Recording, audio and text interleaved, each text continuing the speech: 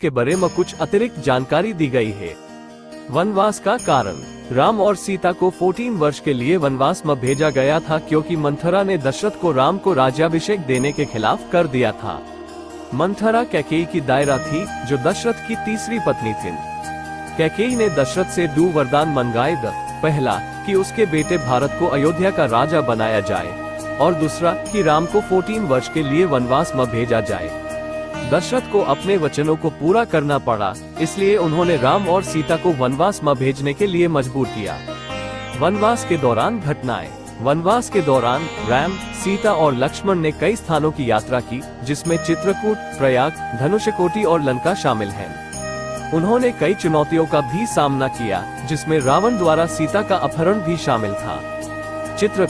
चित्रकूट उत्तर प्रदेश में एक वन है। राम, सीता और लक्ष्मण वनवास के पहले 12 वर्षों के लिए चित्रकूट में रहे। उन्होंने यहाँ ऋषि वाल्मीकि का आशीर्वाद लिया।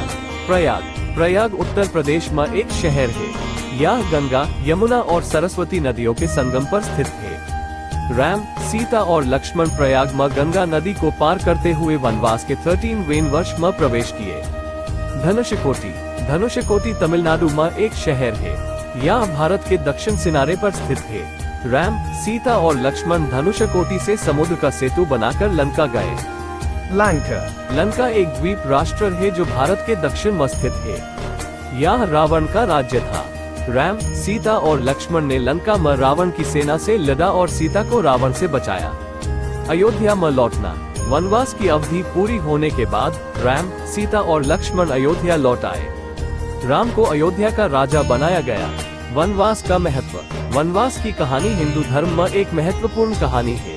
यह राम और सीता की भक्ति, साहस और प्रेम की कहानी है। यह अच्छाई पर बुराई की जीत की कहानी भी है। मुझे उम्मीद है कि यह जानकारी उपयोगी है। यदि आपके कोई अन्य प्रश्न हैं तो कृपया मुझे बताएं। वनवास के दौरान राम, सीता और लक्ष्मण की भूमिका। वनवास के दौरान राम एक राजा के रूप में अपने कर्तव्यों को पूरा करने से असमर्थ थे। वह एक व्यक्ति के रूप में विकसित होने और एक नेता के रूप में अपनी भूमिका के लिए तैयार होने का अवसर भी था। सीता के लिए वनवास एक पत्नी और एक महिला के रूप में अपनी भूमिका को समझने का अवसर था।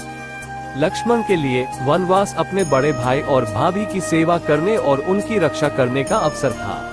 वनवास के दौरान राम, सीता और लक्ष्मण के सामने आने वाली चुनौतियाँ। वनवास के दौरान राम, सीता और लक्ष्मण को कई चुनौतियों का सामना करना पड़ा। इनमें से कुछ चुनौतियों में शामिल हैं। वन में जीवन की कठिनाइयाँ। वन में जीवन कठिन था। राम, सीता और लक्ष्मण को भोजन और आश्रय खोजने के लिए संघर्ष करना पड़ा। उन्हें जंगली जानवरों और अन्य खतरों से भी बचाना पड़ा।